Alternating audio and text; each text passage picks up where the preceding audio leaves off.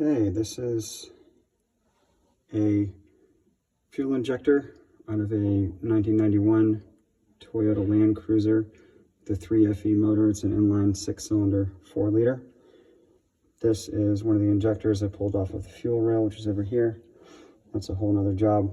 I've already taken off the pintle caps, which were on here before, the upper O-ring, the spacer, and then the bottom grommet here came off in the cylinder, so I still gotta fish that out. But we're gonna be replacing all these microfilters later, but this is a bench test.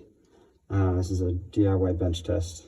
I've got a piece of tubing. It says 0.96. I don't know what this is, but it fits directly over the top of the injector like that. This is a squirt bottle that we got from the hospital when my son was born.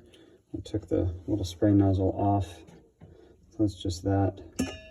That fits nicely into the top of this piece of tubing.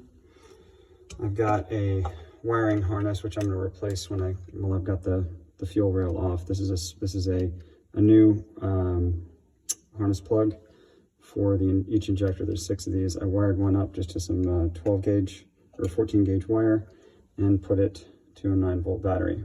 So when I touch these together, it completes the circuit and will supply power to our injector. So I'm going to plug this in.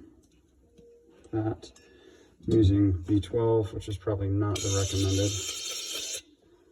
Filling that up. Screwing the lid back on, and this simulates pressure, although it's not regulated pressure. It will still give you a rough spray pattern. So all I'm going to do here is connect the circuit on my 9-volt battery with this gator clip, and I'm going to squeeze at the top at the same time, and we'll see if we can't get a spray pattern out of this. This is a pretty straight pattern.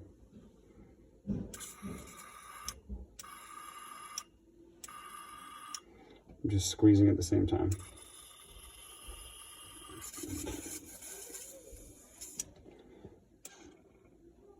You can also squeeze this without it connected. Let's test your leak down. And that's a DIY injector cleaning right there. DIY bench test on the injector.